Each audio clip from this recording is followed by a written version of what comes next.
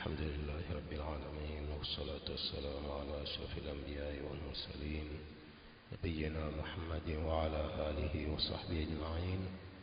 أما بعد، يقول المؤلف رحمه الله: الدرس الخامس: ما يستحب فعله للصائره، mambo ambayo ni sunna kuyafanya mwenye kufunga na asiyekuwa mwenye kufunga. Kwanza, almuhafadhatu ala duai kafarati almajlis. Almuhafadhatu ala duai kafarati almajlis, kudumu juu ya dua la kafaratul majlis. Mtu akikaa kikao na wenzake, aidha kwa darsa au kwa mazungumzo, alafu wasome kila mmoja kafaratul majlis: subhanaka allahumma bihamdik ashhadu an la ilaha illa anta astaghfiruka wa atubu ilayk. Hii ndio kafaratul majlis. Mtume sallam alikuwa akisoma dua hiyo baada ya kumaliza kikao chake. Kwa kudumu juu ya jambo hili ni jambo la sunna, iwe kwa aliyefunga na asiyekuwa mwenye kufunga mwezi wa Ramadhani na usiokuwa wa Ramadhani. Pili, ad-du'a ba'da al-iqama, dua baada ya adhana na iqama ni jambo la sunna, aidha kwa mwenye kufunga na asiyekuwa mwenye kufunga mwezi wa Ramadhani na usiokuwa wa Ramadhani. Huleta dua mtu kila mmoja dua anayoitaka baada ya adhana na iqama. Baada ya adhana, baina al-adhan wal iqama qabla as-salah, pale alete dua, kila mmoja alete dua yake anayoitaka. Ni mahali muafaka pa kukubaliwa dua ya kila mtu pale baina ya adhana na iqama. Tatu, al-iktharu min ad-du'a, kukithirisha kuomba ni jambo la sunna kwa aliyefunga na asiyekuwa mwenye kufunga mwezi wa Ramadhani na usiokuwa wa Ramadhani. Jambo la kukithirisha dua, kumuomba Allah subhanahu wa ta'ala, ni moja katika ibada ambazo tunatakiwa tumwabudu Allah subhanahu wa ta'ala kama tunavyomwabudu Allah kwa saumu na sala na ibada nyingine. Na dua pia ni ibada ambayo Allah subhanahu wa ta'ala ameiamrisha katika Qur'ani, na Mtume sallam pia amesema katika hadithi na kuamrisha jambo la kumuomba Allah subhanahu wa ta'ala. Kila mmoja katika sisi ni muhitaji, anamuhitajia Allah subhanahu wa ta'ala katika mambo yake ya dunia na akhira. Kwa kila mmoja katika sisi ni lazima amuombe Allah subhanahu wa ta'ala, na asiyemuomba Allah subhanahu wa ta'ala, basi huyu ni kwamba amefanya uzembe wa moja katika ibada za Allah subhanahu wa ta'ala. Allah subhanahu wa ta'ala anasema: wa qala rabbukum ud'uni astajib lakum innal ladhina yastakbiruna an ibadati sayadkhuluna jahannama dakhirin. Wa qala rabbukum ud'uni astajib lakum, amesema Mola wenu niombeni nitakukubalieni dua zenu.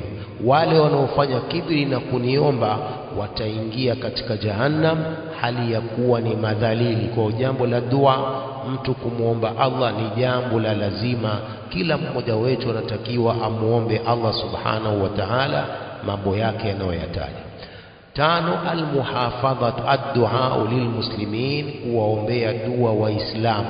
Kuwaombea Waislamu ni jambo ambalo ni sunna kwa kila mmoja wetu.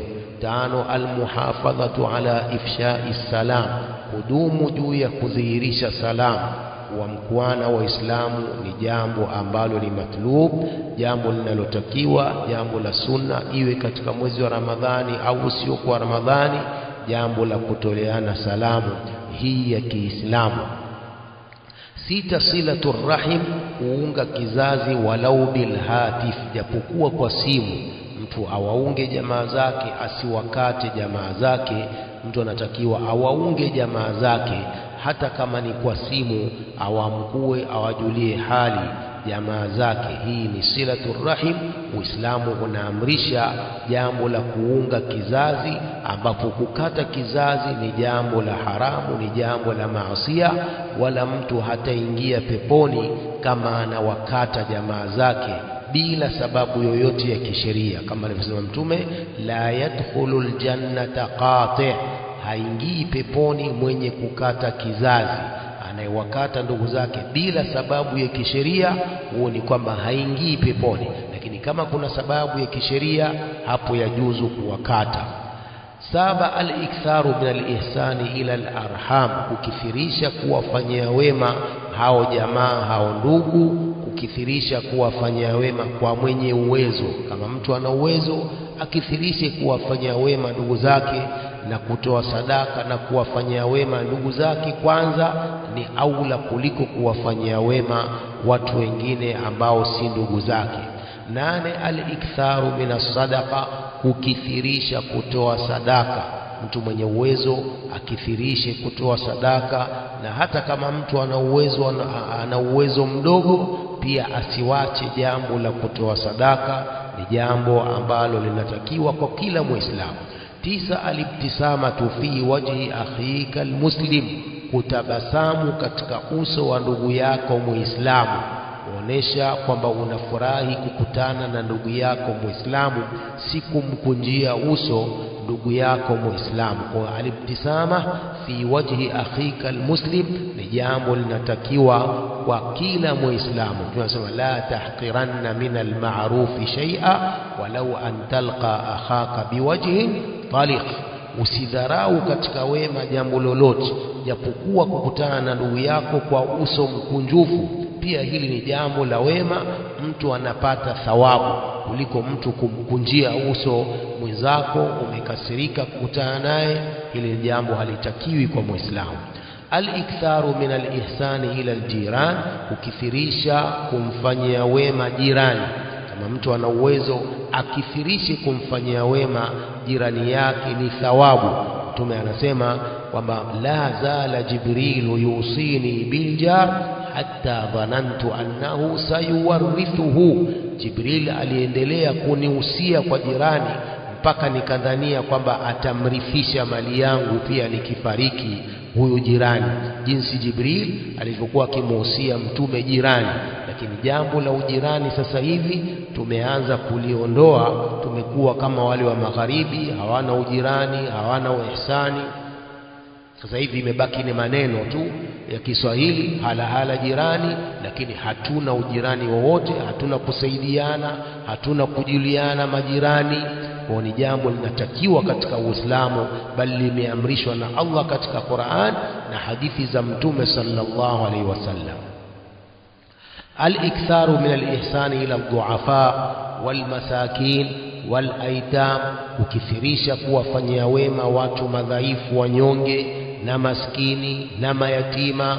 Uislamu unahimiza jambo hili, na mtu anapata thawabu kuwafanyia wema hawa watu madhaifu na maskini na mayatima. 12, al-muhafadhatu ala al-kalami at-tayyib, kudumu juu ya maneno mazuri. Maneno mazuri ni maneno ya ukweli, aidha kuamrisha mema au kukataza maovu, au maneno ambayo ni ya kweli, si maneno ya urongo, ndiyo maneno ya mazuri. Al-muhafadha ala al-kalami at-tayyib. Yaqulu Allah subhanahu wa ta'ala, ya ayyuhalladhina amanu ittaqullaha wa qulu qawlan sadida. Huyo Allah anaamrisha kila mmoja aseme maneno ya kweli. Kama haamrishi mema au hakatazi maovu, basi aseme maneno ya kweli, asiseme maneno ya urongo au matusi au nini, hasa katika mwezi huu mtukufu wa Ramadhani. 13, al-iktharu min adh-dhikr, kukithirisha kumtaja Allah subhanahu wa ta'ala mara kwa mara. Mtu anatakiwa amtaje Allah subhanahu wa ta'ala, ni thawabu. Hasa mtu akiwa peke yake anatakiwa amtaje Allah subhanahu wa ta'ala, na hii kumtaja Allah subhanahu wa ta'ala pia ni katika sunna mahjura, sunna ambazo zimewachwa, tumeziwacha Waislamu. Ndimi zetu zimekuwa nzito kumtaja Allah subhanahu wa ta'ala, jambo ambalo lina thawabu nyingi. Na kumtaja Allah ni la ilaha illa Allah, alhamdulillah, subhanallah. Lakini kwetu imekuwa ni uzito mtu kumtaja Allah subhanahu wa ta'ala, jambo ambalo lina thawabu na jambo ambalo linamfukuza shetani. Wale mashetani wanaotufuata mara kwa mara wanakimbia ikiwa tutamtaja Allah subhanahu wa ta'ala. Lakini bahati mbaya tunavamiwa na tunaandamwa na mashetani kwa sababu ya kuacha kumtaja Allah subhanahu wa ta'ala. Shetani ameitwa khannas, al-khannas, kwa sababu anarudi nyuma mtu anapomtaja Allah subhanahu wa ta'ala, ndio akaitwa al-khannas. Qul a'udhu bi rabbin nas malikin nas ilahin nas min sharril waswasil khannas. Al-waswas ni shaytan, al-khannas mwenye kurudi nyuma mtu akimtaja Allah. Lakini bahati mbaya tunavamiwa, tunaandamwa na mashetani kwa sababu ya kutomtaja Allah subhanahu wa ta'ala. Kwa al-iktharu min adh-dhikri, ukithirisha kumtaja Allah subhanahu wa ta'ala wakati wowote, mwezi wowote. 14 al-iktharu min at-tauba wal-istighfar mi'atil marrat, ukithirisha kutubia na kurejea kwa Allah subhanahu wa ta'ala na kumtaka msamaha Allah subhanahu wa ta'ala mara miat. Mtu anatakiwa amtaje Allah subhanahu wa ta'ala na kutaka maghfira kwa Allah subhanahu wa ta'ala na kutubia kwake. Hasa sisi ambao tuna madhambi tunatakiwa mara kwa mara tukithirishe kutubia na kutaka maghfira kwa Allah subhanahu wa ta'ala. Kwa hiyo Allah subhanahu wa ta'ala jambo la tauba, jambo la istighfar ameliamrisha katika Qur'ani. Katika aya nyingi Allah subhanahu wa ta'ala anatuamrisha tutubie na tutake maghfira kwa Allah subhanahu wa ta'ala.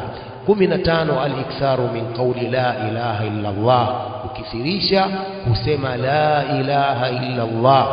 Jambo ni dhikri ndogo ambayo haichukui hata sekunde moja. La ilaha illa Allah ushamaliza, lakini pia ndimi zetu kama nilivyosema hapo nyuma zimekuwa nzito za kutamka la ilaha illa Allah au kumtaja Allah subhanahu wa ta'ala.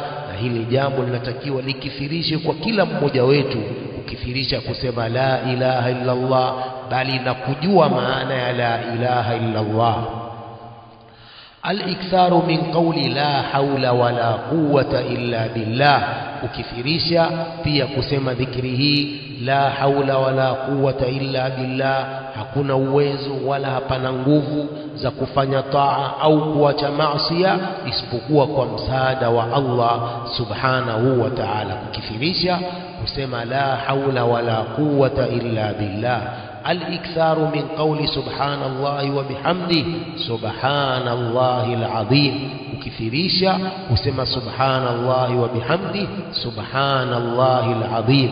tumesema kalimatani habibatani ila الرحمن خفيفتان في اللسان ثقيلتان في الميزان سبحان الله وبحمده سبحان الله العظيم. matamshi mawili ambayo Allah anayapenda, matamshi haya mawili ambayo ni mepesi kuyatamka katika ulimi, matamshi haya mawili ni mazito katika mizani siku ya kiyama. Subhanallahi wa bihamdi subhanallahi alazim, kukithirisha kusema maneno haya mawili subhanallahi wa bihamdi subhanallahi alazim. Al-iktharu minas salati wassalami ala rasulillahi sallallahu alaihi wasallam. 18 kukithirisha kumsalia mtume sallallahu alaihi wasallam. Al-iktharu minas salati wassalami ala rasulillahi sallallahu alaihi wasallam ni jambo linatakiwa hasa katika mwezi wa Ramadhani na usiokuwa mwezi wa Ramadhani, kwa yoyote kumsalia mtume sallallahu alaihi wa alihi wasallam, kila mmoja peke yake, sio watu wakusanyane wamsalie mtume kwa pamoja, ni kila mmoja peke yake. Hizi zote adhkar, hakuna dhikri iliyokuja kwamba watu wanasoma kwa pamoja, hakuna kabisa katika Uislamu dhikri kwamba watu wanasoma kwa pamoja. Adhkari hizi zote kila mmoja anasema peke yake. 19 alihtimamu bitalabil ilm, kutilia umuhimu jambo la kutafuta ilmu.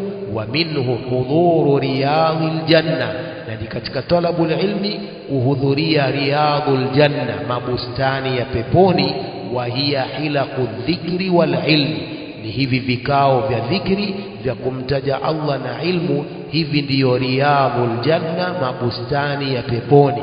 Jambo la kukaa mtu akasikiliza ilmu, aidha wakati huu wa asubuhi au wa mchana au wa jioni, ni jambo ambalo linatakiwa kwa kila Muislamu kwa ajili ya kujua ibada zake, kwa ajili ya kujua akida yake, kwa ajili ya kujua manhaji yake sahihi, kwa ajili ya kujua dini yake nzima. Kila mmoja katika Muislamu ni lazima ahudhurie vikao hivi vya ilmu.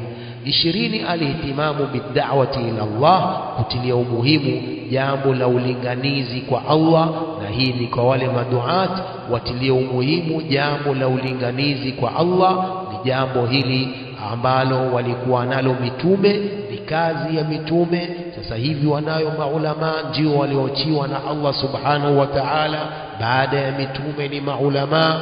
Jambo la kufanya da'wa, kuwalingania watu kwa Allah subhanahu wa ta'ala. Waman ahsanu qawlan mimman da'a ila Allah wa amila salihan wa qala innani minal muslimin. 21, ihtisabu nafaqatil ahli, kutarajia thawabu kwa chakula kile mtu anachowapa ahli zake. Ihtisabu nafaqatil ahli, kutarajia thawabu kwa Allah kwa kile chakula cha mtu anachowapa ahli zake. 22, almuhafadhatu ala alwudhu, kudumu juu ya udhu. Mtu ahifadhi udhu wake, ukichanguka ni sunna atawadhe tena, akilala akitaka kulala atawadhe. Almuhimu almuhafadhatu ala alwudhu, ni jambo ambalo ni sunna kwa kila mtu. Almuhafadhatu ala siwak, uhifadhi na kudumu juu ya msuwaki wa sunna. Mtu anatakiwa awe na msuwaki wa sunna, mara kwa mara apige msuwaki. Ni sunna katika sunna ambazo zimewachwa kwa Waislamu. Tumewacha sunna ya kupiga msuwaki, na Mtume SAW ameisisitiza sunna hii, akasema laula an ashukka ala ummati la amartuhum bisiwaki ma'a kulli salah au inda kulli salah. Lau sikuwaonea uzito umati wangu, ningewaamrisha kupiga mswaki wakati wa kila sala, ingekuwa ni lazima kupiga mswaki. Lakini Mtume kwa kutuonea huruma ameteachilia jambo hili kwamba ni sunna kuwa na mswaki wa sunna mara kwa mara, kutia mfukoni na kupiga mswaki, hasa katika mwezi huu wa Ramadhani ambapo mdomo unabadilika kwa kutokuwa na chakula. Almuhafadhatu ala rawaihi tayyiba, kudumu juu ya harufu nzuri. Wala yastanshiqu as-saimu al-bakhur, wala sinuse mwenye kufunga ile bakhuri, ile kufukiza, sawa ni udi au nini, hatakiwi anuse. Lakini akinusa ni kwamba saumu haichanguki. Almuhafadhatu ala rawaihi tayyiba, kudumu juu ya harufu nzuri. Ni sunna mtu awe na harufu nzuri mara kwa mara, hasa akija msikitini awe na harufu nzuri. Kama anayo nyumbani ajipake harufu nzuri, hasa katika misikiti na mujtama'i nnas. Watu wanatakiwa wawe na harufu nzuri, wasije na harufu mbaya misikitini, harufu za vitunguu. Wengine wanakuja na harufu za sigara. Mtu kala daku vizuri sunna, halafu wanavuta sigara hapo ya haramu. Angalia watu wanavyopata madhambi. Mtu anafungua vizuri sunna, anafungua kwa tende, halafu hapo kabla ya sala, wengine kabla ya sala maghrib, na sigara anavuta hapo.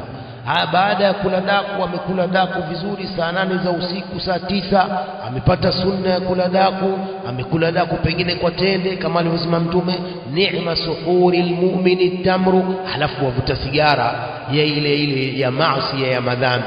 Ni mambo ambayo Waislamu wanayo, baadhi ya Waislamu huku wanapata thawabu, huku wanachangua thawabu yake kwa madhambi. Sio hivyo. Mtu akifanya jambo la sunna la thawabu, aendelee na kufanya jambo jingine la thawabu, sio afanye jambo la thawabu halafu afanye jambo la dhambi. Hii haitakiwi Muislamu. Wala yastanshiqu saimu al-bakhur, asinuse mfungaji ile udi, ambapo hata akinusa pia saumu yake haifungui. 25 salatu rak'atayn qabla al-maghrib baina al-adhan wal-iqama, kusali rak'a mbili kabla salati al-maghrib baina ya adhana na iqama. Ni sunna kusali rak'a mbili baina ya adhana na iqama salatu al-maghrib, kama alivyosema Mtume sallam, sallu qabla al-maghrib, thumma qala liman shaa. Tumesema mara tatu, sallu qabla al-maghrib, sallu qabla al-maghrib, sallu qabla al-maghrib, kisha akasema liman shaa, kwa anayetaka, kuonyesha kwamba si sunna muakkada, ni nafila kusali baina ya kila adhana na iqama. Almuhafadhatu ala rawatib, kudumu juu ya rawatib. Hizi sala ambazo ni kabla salati almafrudha na baada salati almafrudha, mtu kudumu asiziwache sala hizi, hasa katika mwezi huu wa Ramadhani. Zile rawatib ka 10 au 12 zilizokuja katika sunna, kabla salati dhuhri raka 4, baada salati al-maghrib raka 2, kabla salati al-isha raka 2, na baada salati al-isha raka 2, na kabla salati subhi raka 2. Hizi ni rawatib muakkada. Alhirsu ala rawatib fil bait, kufanya pupa na hizi rawatib nyumbani. Sala za sunna ni aula mtu kuziswali nyumbani kuliko kuziswali msikitini. Ni sunna rawatibi hizi ziswaliwe nyumbani, hasa kama mtu yuko karibu na msikiti. Sala hizi za sunna aziswali nyumbani. Mtume anasema la taj'alu buyutakum qubura, sijalie nyumba zenu ni makaburi, kwamba hamswali nyumbani sala za sunna, hamsomi Qur'ani nyumbani. Kwa zinatakiwa sala hizi za sunna ziswaliwe nyumbani, Qur'ani isomwe nyumbani. Watu wasifanye nyumba ni makaburi, kwamba makaburini, kwa sababu makaburini hakusomi Qur'ani, makaburini watu hawasali kule. Lakini nyumba zinatakiwa zihuishwe kwa kusali sala za sunna pia na kusoma Qur'ani. Al-iktharu min nawafili sala, kukithirisha katika nawafili za sala za sunna mtu akithirishe kwa ajili ya Allah subhanahu wa ta'ala.